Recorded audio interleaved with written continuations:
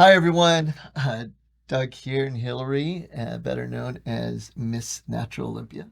And Doug, the formulator. Am I still allowed to be called Miss Natural Olympia? You're always 3 times Miss Natural Olympia. Okay. Always. You're always Miss Olympia. One, you've been it. Two, your health identity trait is Miss Olympia. So you're Miss Olympia. I mean, it's not exactly my health identity trait. It's just one of them. Multiple. That gives you.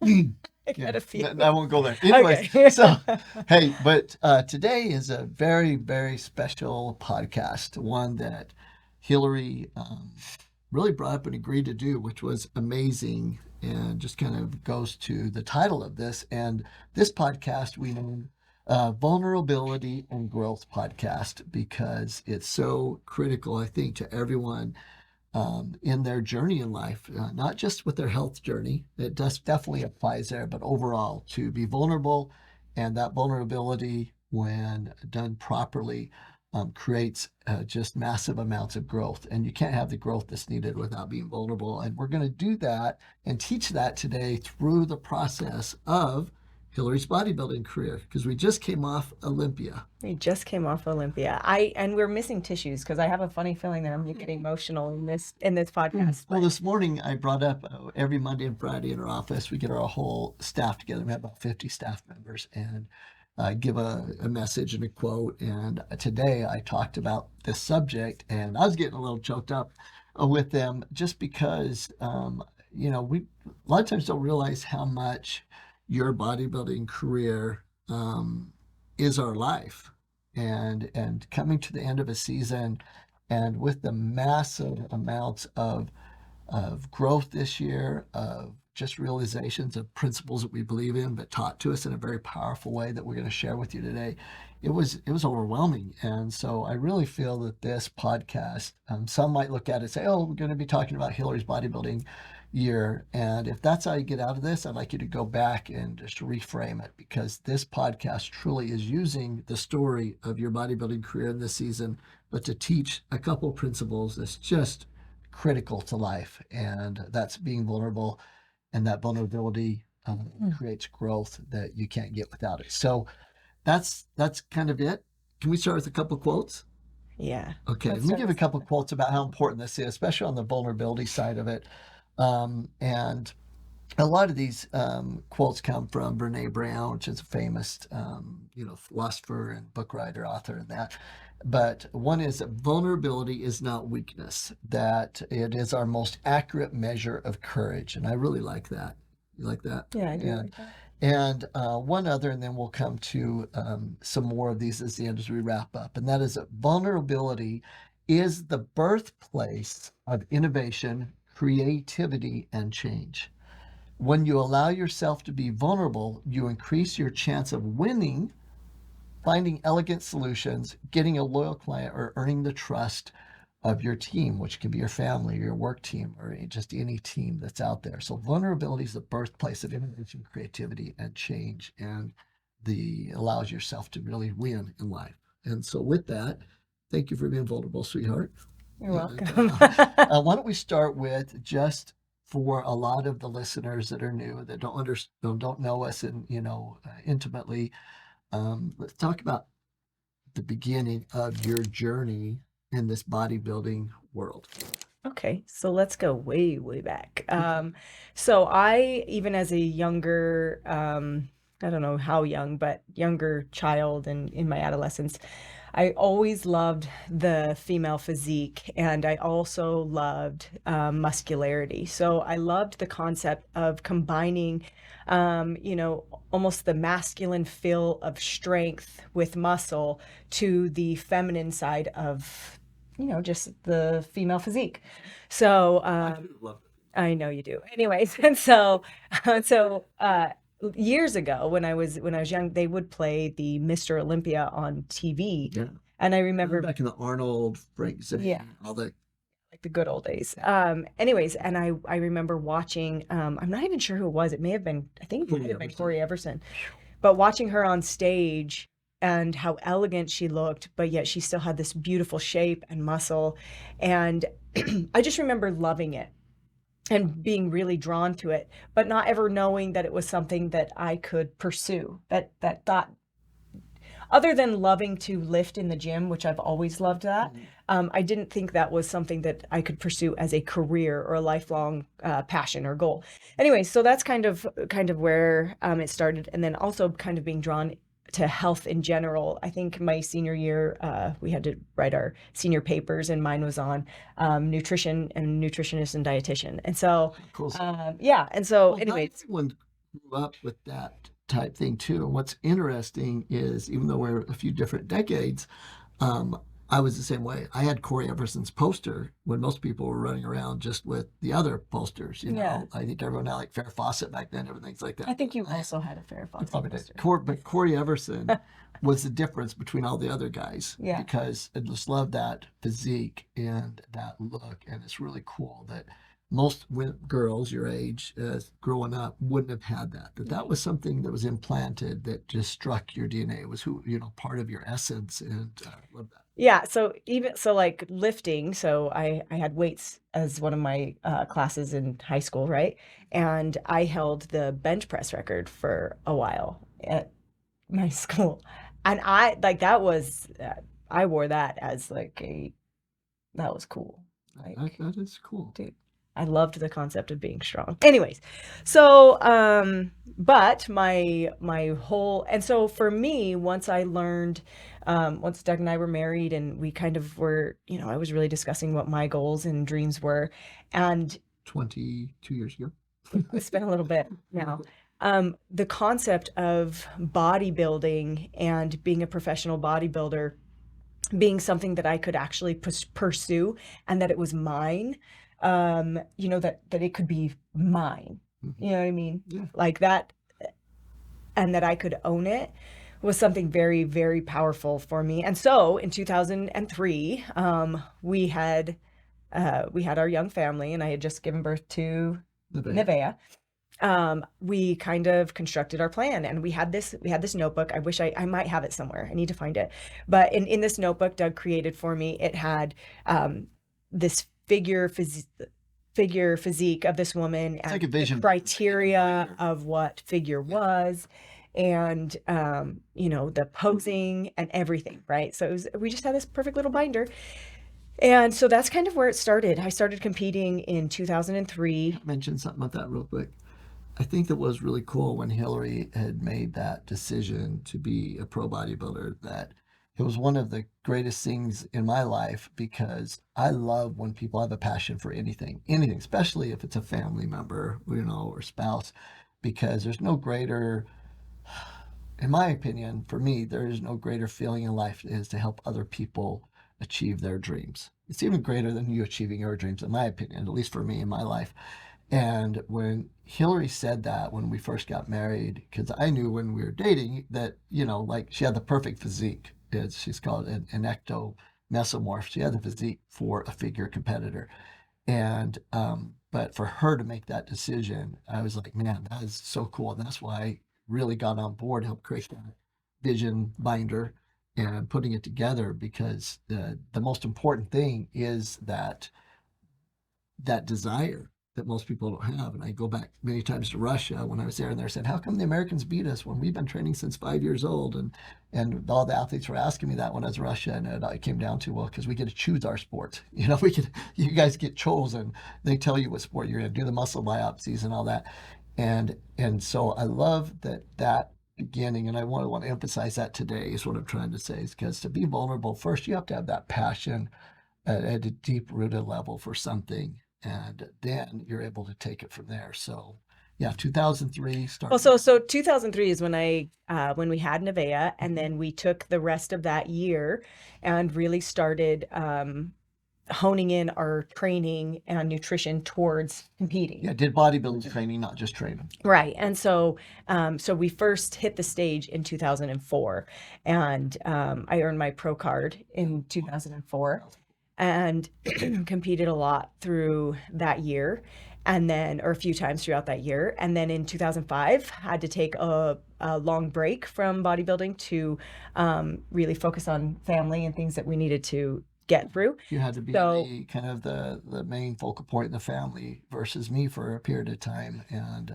that was what was interesting. Is even though that was a deep passion for you of bodybuilding, that it's always second to family, family, husband and family, 100%. and at that point, family was needed you to step into a different role for a little while. Yeah, that was number one priority. So we Stepped away. we put bodybuilding on hold from about 2005 until about 2014.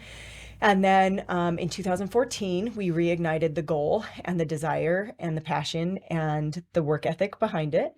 And, so in 2014, we kind of started training. But in 2015, we took all of 2015 and really focused on creating the right habits and everything that was needed. The framework training together. Framework, yeah, and nutrition, exercise, supplements. Behind bodybuilding. And in 2016, so I didn't earn my pro card in 2004. I just started competing there. In 2016 is when I earned my pro card. So in 2016, I earned my pro card. Can I explain that? Yep. So there's amateur division, amateur organization, and pro organizations in both bodybuilding worlds. There's two bodybuilding worlds. One is the non-drug tested bodybuilding world that a lot of people know about. The amateur division is called the NPC, and the pro division is called the IFBB. But that's not drug tested. In order to be at the highest level there, everyone in every division is on steroids and drugs, and they're not the healthiest people internally. And then in the natural world, the amateur division is called the INBA, International Natural Bodybuilding Association, and the professional level is a PNBA, Professional Natural Bodybuilding Association, that's fully drug tested. And so that's, Hilary was an INBA, competed, and then 2015 or 16 got her pro card, which then put her in the PNBA with all the pros as a figure competitor. Right. So 2016 was like my first pro year. It was really fun, really exciting. My sister competed with me then, and we just really loved that. I would drag my kids to a lot of the shows. My kids had to sacrifice somewhat with me competing, but yes, they did. But so the sacrifice is like, okay, well, they sacrificed meaning they came to events that things may normally wouldn't have wanted to, although they enjoyed them. They sacrificed in saying that word. You took time to train in the mornings or at different times, and they had to be a part of that. Well, even for example, like one of Nevaeh's, her birthday fell on a day when we had to travel to go to a show, and she wasn't going. So we celebrated her birthday at like 5 a.m. Before Doug and I took off so that we could be with her on her birthday. But, we weren't able to spend the full day with her. So there was just little things like that. But the reason I shake my head no is to kind of make a point, because there was sacrifice. But the point being is that looking back at it now, you ask all of our children, they were more inspired and motivated and proud and that of their mom based on that she stuck to and had this goal and stuck with it. And so it was more of an actual teaching and this great example to them versus, I took time away from my children. They would probably say it's both, to be honest. But anyways, we digress. So anyways, so 2016 earned my pro card. It was amazing. I was on a high. We competed at the Natural Olympia there, which was awesome. But I didn't break top 10. And then 16?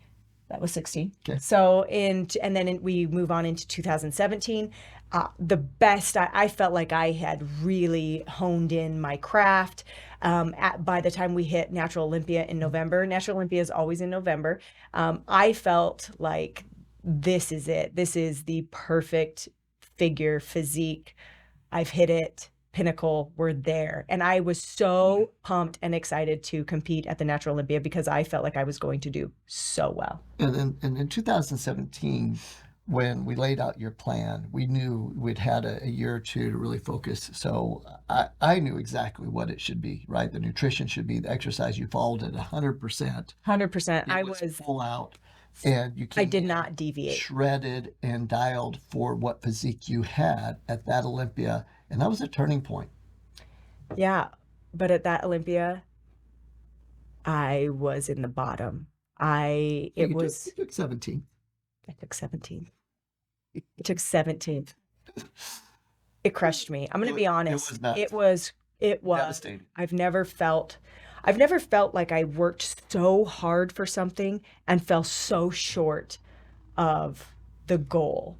And so it was really difficult for me to reignite the passion for bodybuilding. Although it was, I mean, for the Olympia stage, the desire to do bodybuilding and everything was still there, but it was there with a little bit of a chip on my shoulder and almost like, okay, I'm never giving that much again. I'm never going to put that much into it again, because this payoff didn't happen for me. It wasn't worth it.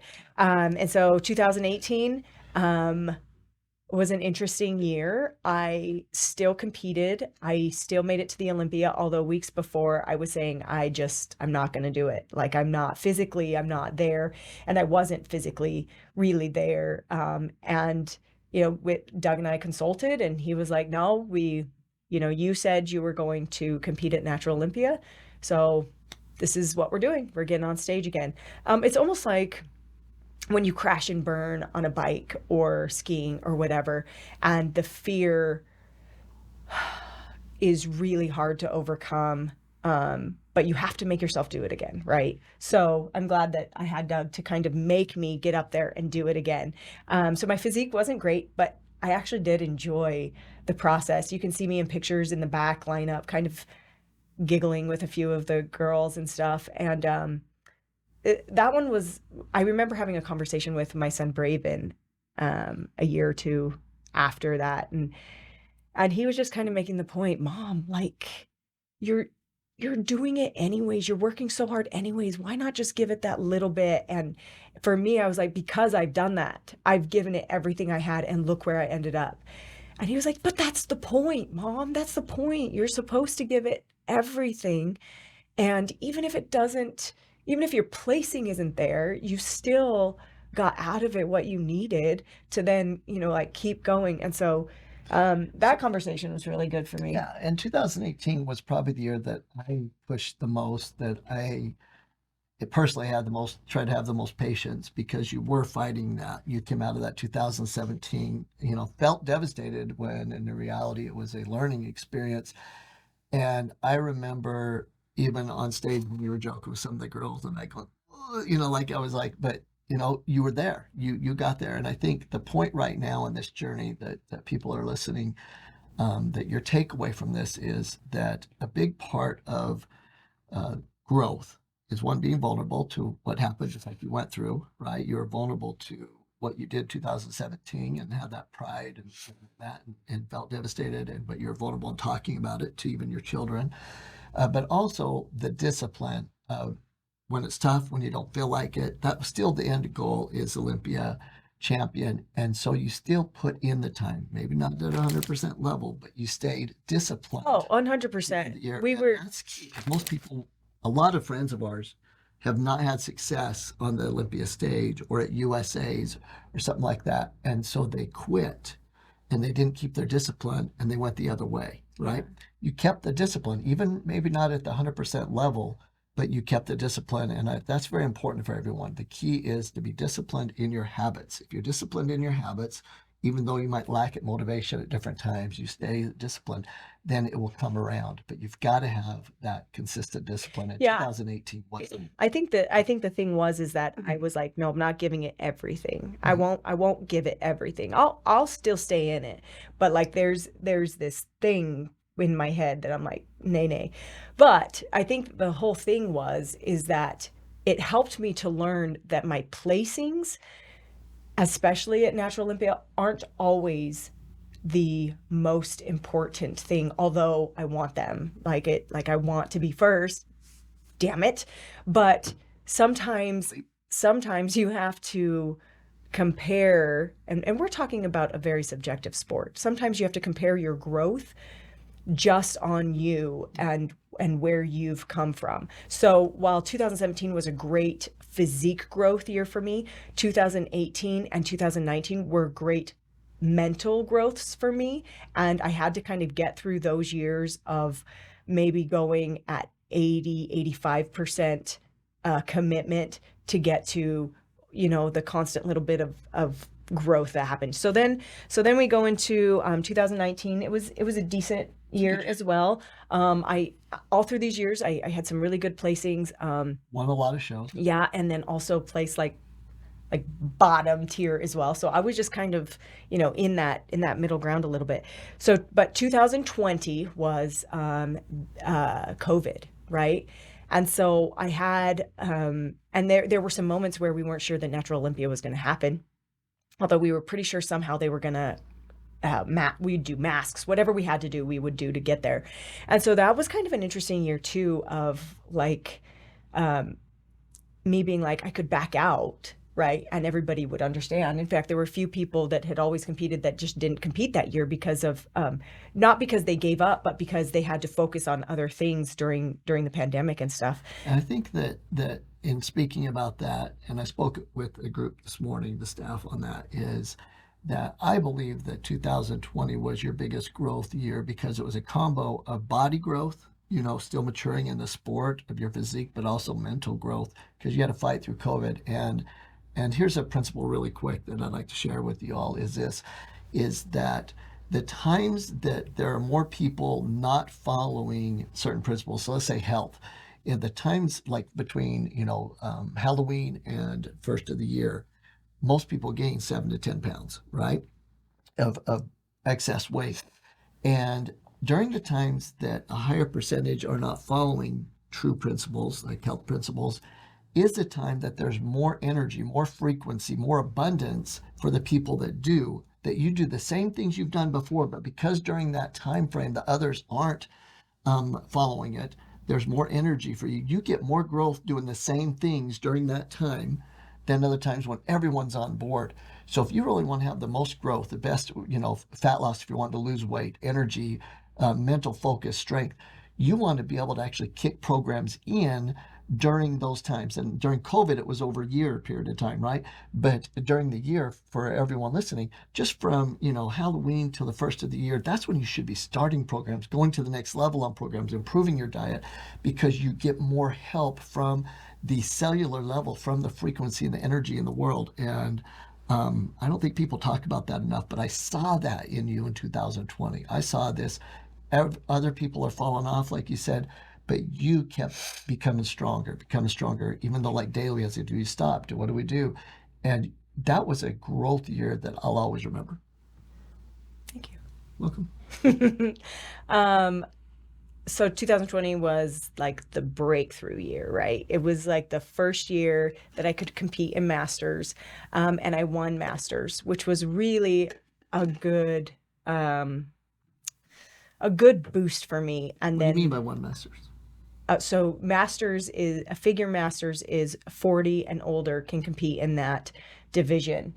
And so at Natural Olympia, Natural Olympia, goal from a young age, you won Miss Natural Olympia in the figure Natural Olympia Masters, which is huge. It's huge. And I busted through top 5 in the Open. Okay. So, but this weird thing happened too. So it was really cool and like this huge, like, we did it. But then I had to fight through this other side of my brain that's like, well, but not everybody, not the best of the best were here. Not everybody competed. And it was such a hard thing for Doug because like he's like trying to make me understand. He's like, no, you don't get it. You don't get it. You created this goal and the universe supported you and God supported you in that goal and it came to fruition.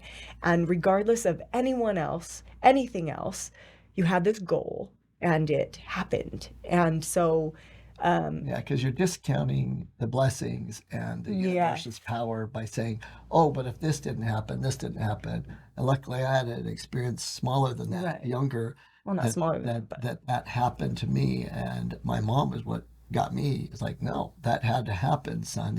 In my case, some people, fouled out and took drugs and things like that. And so I was able to accomplish the goal.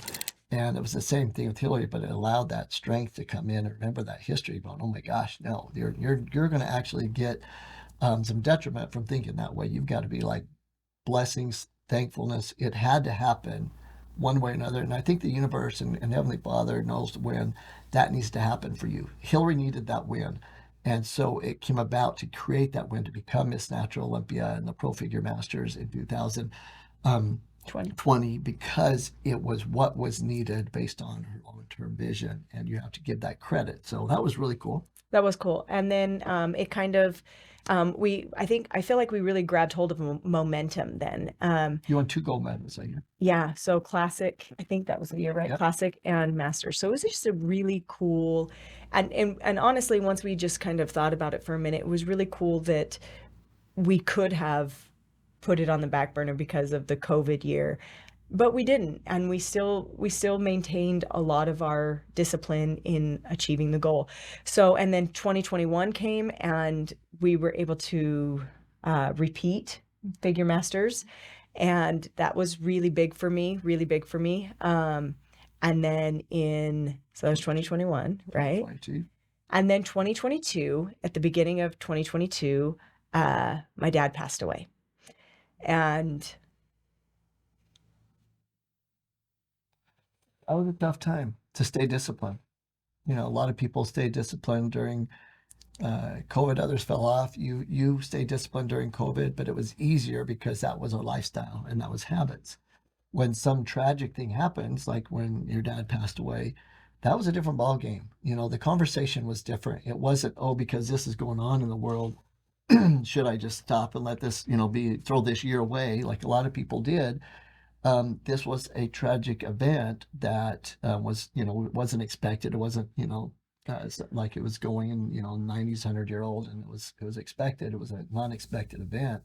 And to still dig in deep and say, what things do we need to keep in place? Still respect. And honestly, people would ask me, and I would say, I might just like. The thing is that we're always training, right? It's part of what we do and who we are. So we're always lifting and eating fairly well. We have our times, of course, but I was constantly telling people, yeah, I might just kind of lay off and not do the Olympia this year. Just kind of, but there was a conversation that my dad and I had months before he got sick, and he was like, you can relax a little bit. You don't have to go so hard.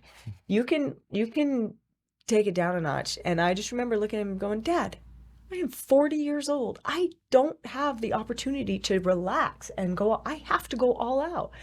And he just kind of smiled, gave me the smirk that he does, and just, okay, like, got it. And so that helped to get me through 2022. 2022 was a tough one on the Olympia stage. That was scary. And boom. Anyways, it was, you can just leave it. Okay. It's fine. It was like we had to fight for that win on stage. What a lot of people don't know about 2022 is the night before, we always did a hamburger, and we usually would do it at In-N-Out, and we did it at the restaurant at the location at the Golden Nugget, and I got massively sick that night. And so that night before Olympia, I was sick all night. I was throwing up. I was in the bathroom all night long. And so to be able to like pull it together, and that's actually one thing that kind of drew me to the coach that I had. That year, she also had gotten food poisoning. And so and yet she was competing at Mr. Olympia.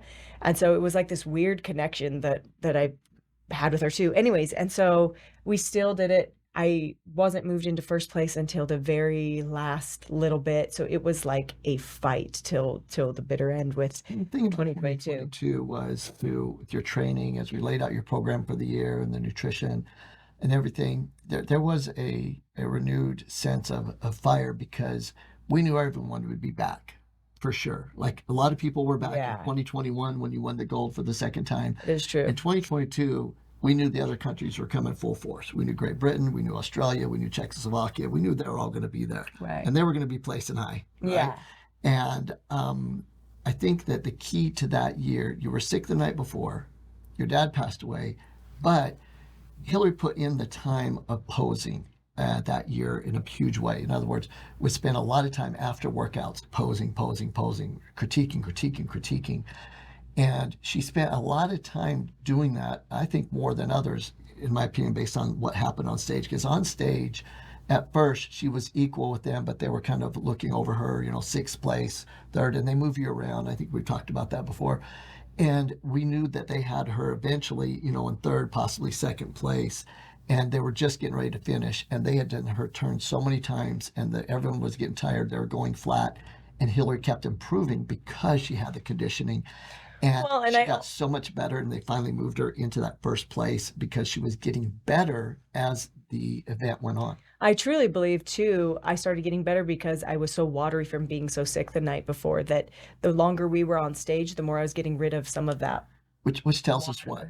water. Because a lot of times you're like, why did I get punished this way? Why did God punish me to get sick when I put in all year work and do all this? And Hillary could have got negative, released cortisol, came in flat, but not putting a blame on that, not putting anything on it. It's just what it is. She got sick because of food. And what do we need to do to get over it? That was the key, because in reality, what was happening is the universe was saying, okay, in order to win, here's what's going to happen. And so your body needs to do X. So actually, it was worked for her, not against her. And everything that we do in life, another takeaway, hopefully, from this is to look at every event in life and to have enough faith in your goals and your vision to say, whatever just happened for me, not against me. And a lot of people say, why do you keep obstacles in front of me? I'm not going to accomplish my goal because life keeps throwing these obstacles. Everything's against me. Universe is against me. God's against me. No, the opposite is true. God is always for you. The universe is always for you. When you set your goals, if you have them passionately set in front of you and you're disciplined in your daily habits, then these things that come with you in front of you are not obstacles. They're actually stepping stones that you need to take pride in, to say, awesome, thank you. I know this must be for my benefit. And then you do it. Just like the night before, she took that and instead of being negative, didn't have to be positive, but it was like, it is what it is. I'm getting on stage. Then all of a sudden that was used for the benefit. So that's a huge takeaway that we need to look at. Every event in life is only there to help make us stronger for our ultimate goal. So we jump into 2020. That was 2022. But now we jump into 2023. This year. And there's always this, almost every year, there's like when we start getting ready to do the cuts, right? And we get into it and we start going. And it happens almost every year. And I look at Doug and I'm like, I just don't think I can do it. I don't think it's not going to happen this year. I just can't get to get there, because it is a little bit of a mind game to jump back on such a strict nutrition program and to really give it the effort to lose body fat, right? I swear the hardest part is up here and like convincing the mind. Anyways, and so for the last few years, Doug has asked me to get a coach because it becomes increasingly difficult for me to separate husband from coach. And I think sometimes for Doug as well, to separate competitor from wife. And so he had asked me for the last few years, why don't you just can you find a coach? Like somebody that you will listen to and be accountable to. Because you were listening to me and are accountable like 90%. Yeah. And 10% is that you saying as a coach or husband, and there was an argument versus just following. Here's the plan, follow the dang plan, 100%. Yeah. And so, but my ego was so big, and I'm like, no, I can't get a coach. Like, what would people think if, we've always done it just you and I together, and it's like, what would people think if I had to hire a coach?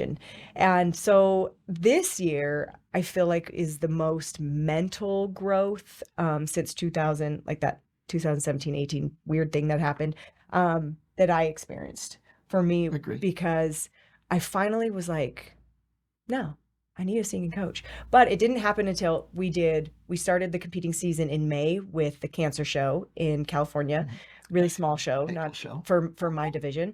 And then we went into Manchester. So we traveled and did World Championships in London.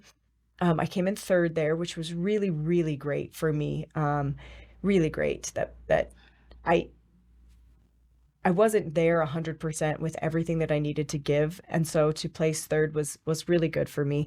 And then from that, we went into Team USA in September. Then we had Grand Canyon. Then we had the World Cup. Then we had Natural Olympia. So between Manchester, when we traveled, till USA's, about in August, the beginning of August, I reached out to who is now my coach, and I had already hired her as my posing coach. And the story is, I don't know if I've already shared it, but the story is I was on the treadmill and I had my headphones on. One of our concierge clients is Dr. Ben Hardy, who wrote the book Gap in the Gang, Who Not How, to Leader into It.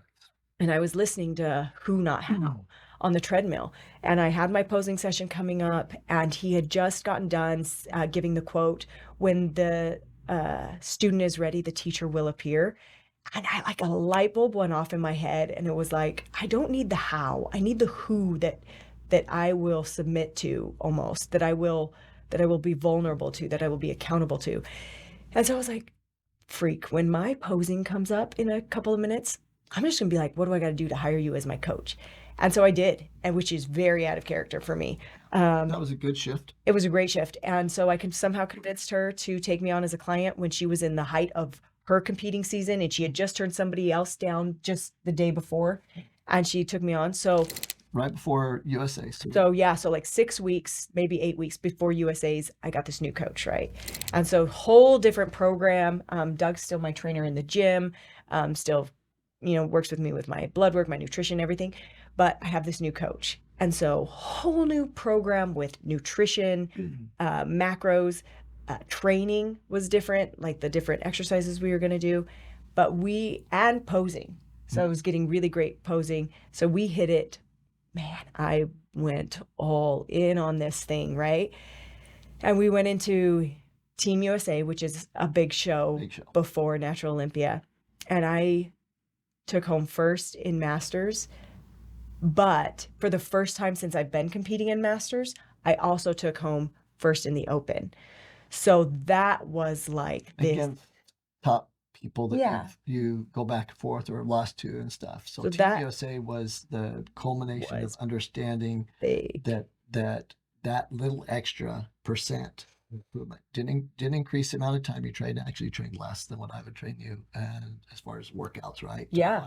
Yes. But the actual focus on the workout, little additional focus and compliance to the nutrition at 100%, right? Yeah. And the mindset, that difference made it so that when the best of the best showed up there, you took home the win, the Open. And as we finish up this podcast, the two main events I think this year, competing wise for me, was that here's the deal. You needed a huge win to realize what's possible. You winning the USA's, the Open, and the overall top athlete of the entire show, won the Big Eagle and stuff, was the win from the standpoint of what the world sees. And, you get all the accolades and all that, you come in as, Miss USA, being in pro figure.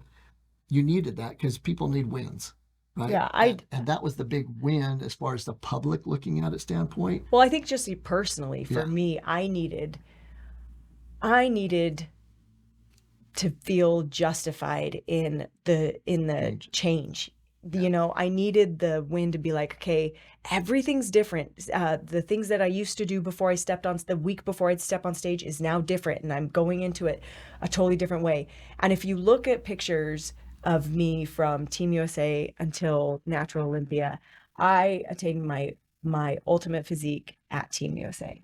It was correct. It was exactly how and what I needed to do. So it was a huge win. So then let's jump forward. I think sometimes that quote, "Nothing fails like success," is a little bit applicable, because I got the win that I really, really needed. But instead of it propelling me and being that much more into Natural Olympia and really giving it 110%, it kind of gave me this justification that, like, I don't know, like, I did it, and almost fall back to when I was 100% training you, like that, but different, not from the husband wife standpoint, but from the success standpoint, Yeah. right? And two things right now is, again, the quote, vulnerability is not weakness. It's our most accurate measure of courage, is looking at that time saying, holy cow, I was still better than I've been, right? But that success did have me slack just a little bit. You Yeah, need to just accept. just the slightest bit, and it's the slightest bit that you for Natural Olympia, you don't have that room. There's just no room for 98%. It's 110%. So anyway, so then we go into Natural Olympia. I'm feeling pretty good. Like I'm really trying to keep the mindset correct. And then I start to feel some serious doubts, and I just look at Doug and I'm like, what if it just all falls apart this year? Like what if we step on stage and a couple of different things. I start with, for the last few weeks before Natural Olympia, Dr. Benjamin Hardy had kind of just been a really great inspiration for me. It was like, I would love to help you like get there and help you get this win. I want to see you win. And that was such a great message to me, that somebody that has no skin in the game, somebody that gets no benefit from, me competing, We're supposed to be helping him. yeah, wants to help me achieve my ultimate goal, which is just such a beautiful thing to me. It made me just realize that like winners want you to win, and they don't want you to win because of selfishness. They want you to win Selfless. of selflessness, because he was giving his time and energy and sending me books and quotes. And it really did help me pull my stuff together for the last few weeks that I needed. Can And you really then make that point real quick before we finish what you just said about winners? You don't want to say that again? Is it? the winners want you to win. Yeah, and I think that's key to who you hang around with. So another takeaway, hopefully, from this podcast is that you want to hang around winners, not talking about other people are losers, just meaning there's mediocrity there. You don't want to be mediocre. You want to be able to hang around winners because that will inspire you, help you. But winners understand that and they want to hang around others. So Dr. Hardy, the Brunsons, Paulsons, Well, Princes, they want you to win. So they're supporting, and they get a little bit of a win out of that. That's what's so cool about it, is that actually builds them up in their own personal life too. So it's not a sacrifice necessarily for winners and people that are high achievers. It's actually something that is selfless on their end too, because it builds their strength to keep going to watch you win. Well, and I think there's something for me that I have to kind of work through at times too, thinking that it's a selfish desire to pursue this career that I love. And I had said that so Doug asked me to come and kind of meet with him in person when we were at an event that Doug was speaking at.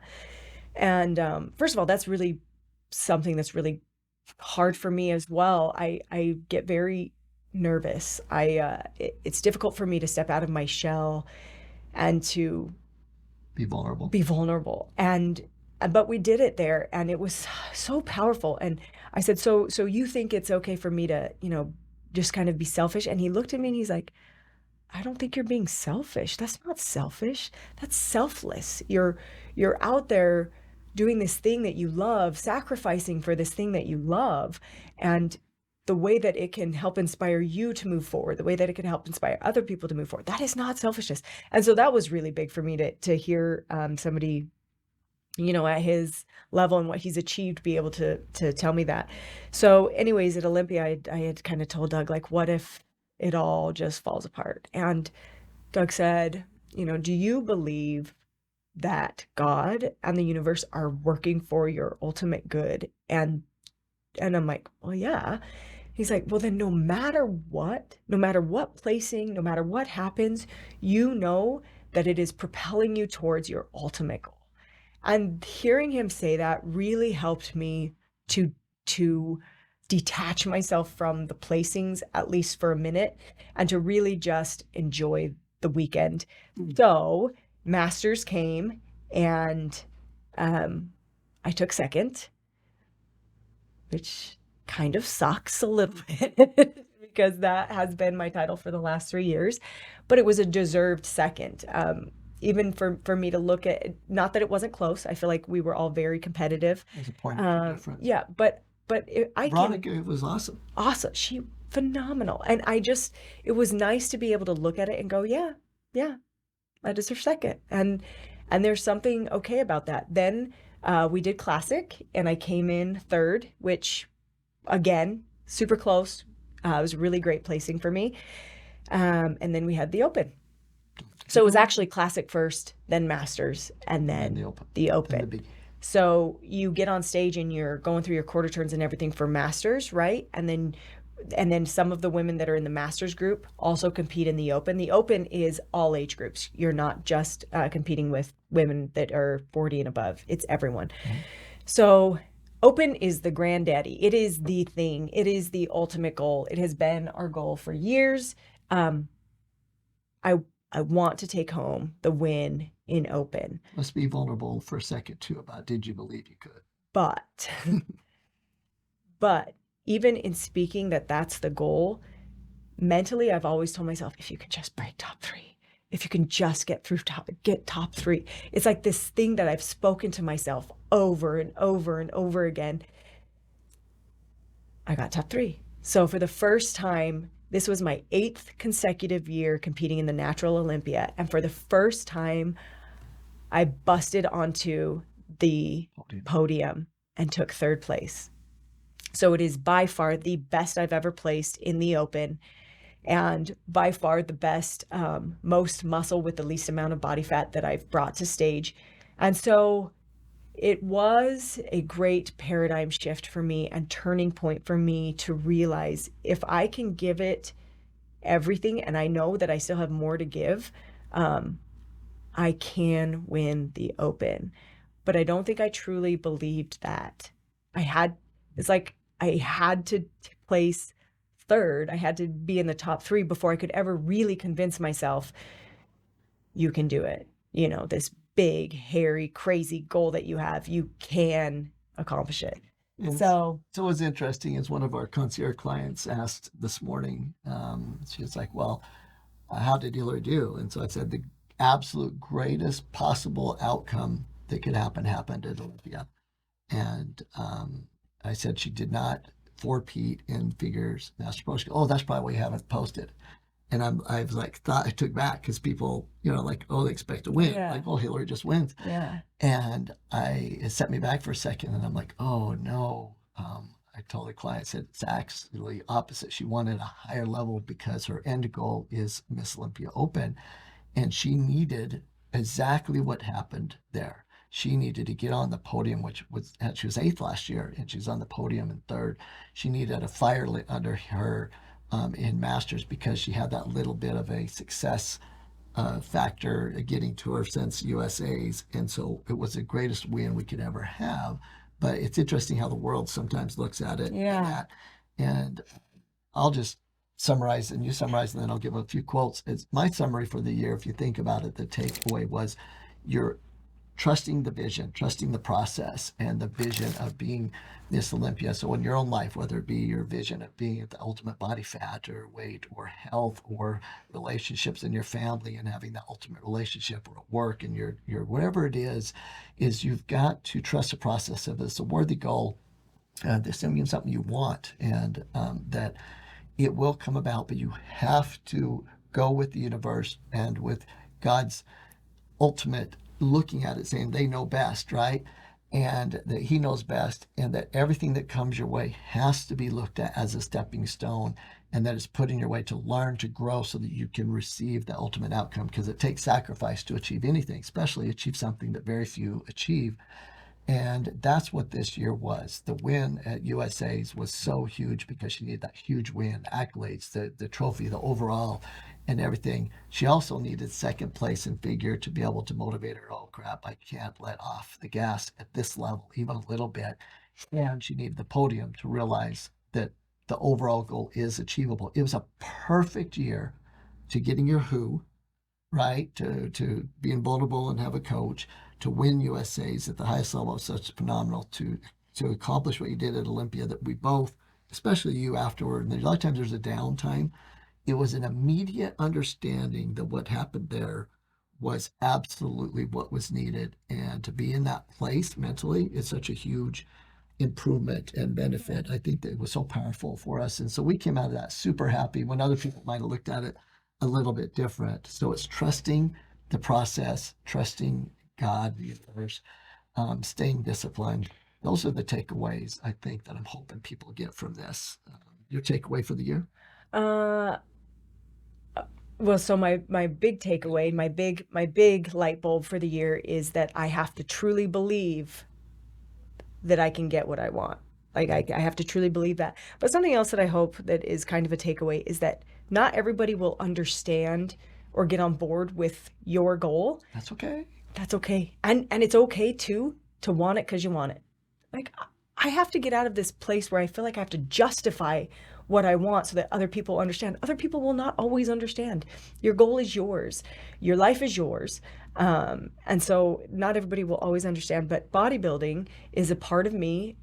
I feel like it's a very huge part of who I am, at my core.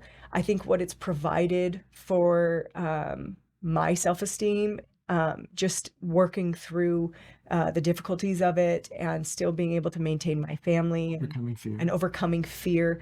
It's also provided such a beautiful way to enjoy time with my family, the way that we can travel together to these different destinations, sacrifice for this goal, and then to enjoy the pleasures that come with the different places that we visit. It's also opened up an opportunity of a whole new family for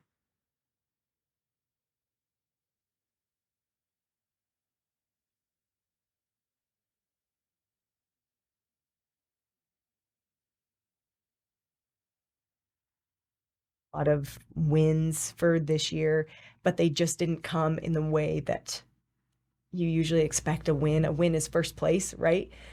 No, there's other wins, and I needed I needed a few losses to be able to really look at what's possible. And so I'm Right. super pumped for next year. So let's finish the title or the focus is vulnerability and growth, and finish a couple quotes. Okay. And so back to the vulnerability side, the importance of that. And we're hoping people will be more vulnerable in their relationships and speaking to each other, at work and everything you do with your kids. I think it's really critical. And I sent a little post to my children today and to Hilary that was like being a little vulnerable. And I thought, man, I can learn from Hilary's, just her example. So vulnerability is not winning or losing. It's having the courage to show up and be seen when we have no control over the outcome. Please understand that. Vulnerability is not winning or losing. It's having the courage to show up and be seen when we have no control over the outcome. Vulnerability is not weakness. It's our greatest measure of courage. And that's really one of the most powerful things. And the last one on vulnerability is owning our story and loving ourselves through that process is the bravest thing we'll ever do.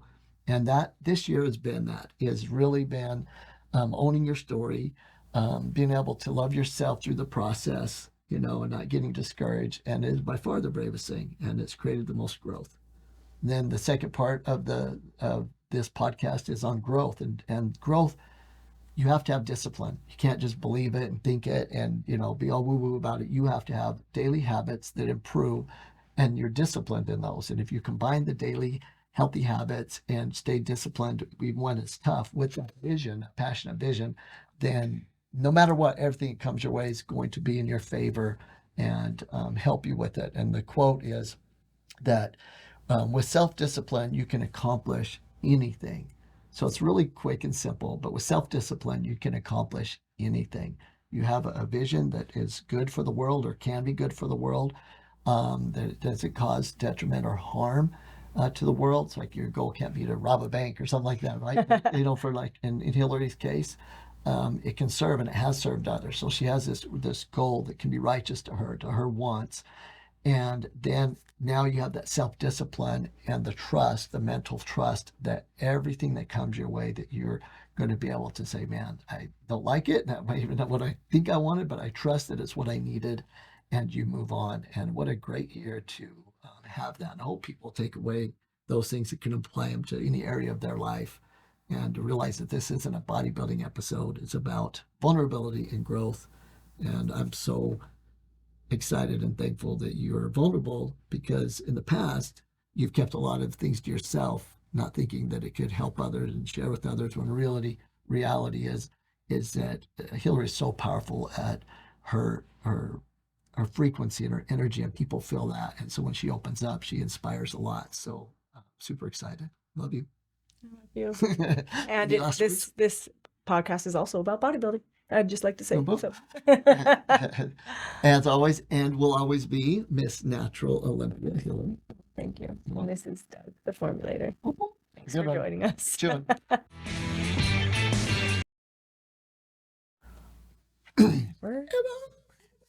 Oh, I know we're on right now, but I'm too short. I really hope they put this in this episode. My seat's lower there. The seat is not lower. It's lower. It's not lower. Oh, it might be a little lower. Thank you. You're welcome. You is definitely not that much taller than me, though. For the You're record. 5-0. Okay, here we go. You're 5-0. 5-10-ish. You're not. You're 5'7"-ish. Ridiculous people.